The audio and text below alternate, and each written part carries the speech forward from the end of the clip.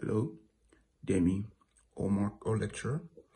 In this video, I will be presenting a sorting algorithm, to be specific, the insertion sort. I will be starting off my explanation with showing the diagram of how the insertion sort works. Okay, here is the diagram. And so how we start off, well, since we're sorting a list, we're going to start off with a list of integers, so 15, 26. We can tell that haven't been sorted in any way yet. They're not in ascending order. And so this is just a raw list, unsorted. And so here's the diagram. And how it begins is that we will make the first element in our unsorted list. We'll make the first element of a new sublist. So this is going to be a sublist of our main list. So we're going to make it the first element of our sublist. And obviously this has to be sorted because it's only one element. And so how it follows is you can see this arrow going up here is showing me where the 12 must go, where the 26 must go. So I put some small line here to show, okay, the left, everything to the left of this small vertical line here is the sorted sublist, and everything to the right of this is still an element from our main list that hasn't been sorted yet. So this top line here, this top arrow here showing you where the entry from our main list must go into our sublist. And as you can see, 26 will have to go to the right of 15 in our sublist. Why is that? So what's going on is that small arrow at the bottom is showing that 26 is going to be compared with 15.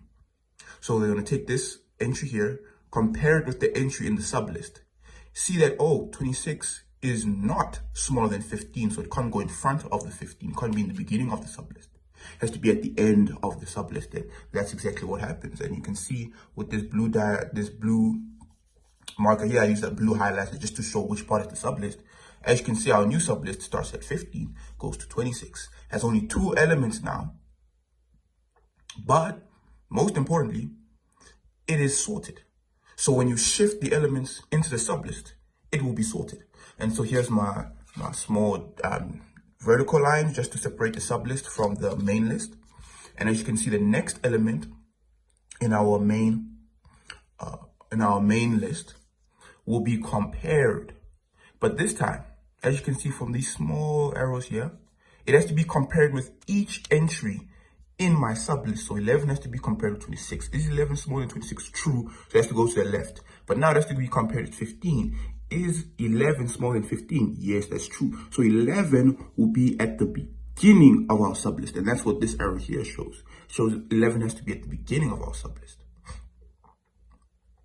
And so that step is going to repeat for each one of the entries. So as you can see, we'll make a new sublist here.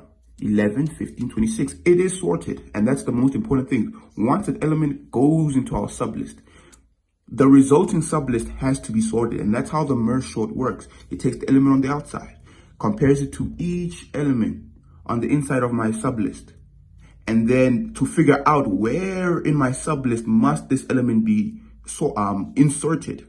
See, that's how it works. 18 compared to every element in my sublist, so that I can understand where must the 18 be inserted. That's not 18, sorry, that's 8. Where must the 8 be sorted or inserted into my sublist? And so it does this continuously. And it follows this same pattern. Of taking my entry on the outside and then comparing it, or the entry on the outside of my sublist. So everything that's not blue. See, what's not blue is outside my sublist. And takes that entry, which comes from my main list. This is the main list. These entries come from the main list of the unsorted list. And it's going to get compared to the entries in my sublist to figure out where must it be inserted. And the resulting array will be sorted.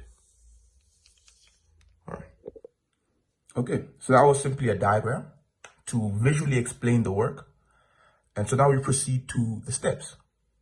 And so the steps are as I can say, sequential and repeated as the diagram is. We create a sublist within our main list. The sublist will only consist of the first element in our main list. So that was the list of elements that was unsorted. And in this case, that number is 15. And that obviously, if it's just one element, it will already be sorted.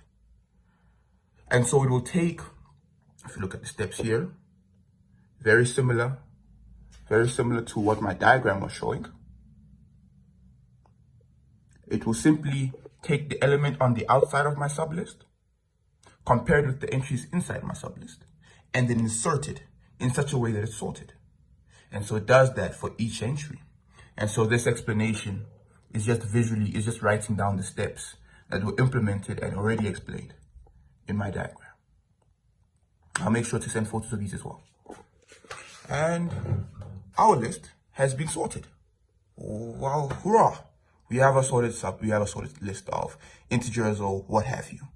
And so for time complexity, this is ON for best case, ON squared for worst case, and average case though. So it isn't the fastest of sorting algorithms compared to something like a quick sort, but still gets the job done.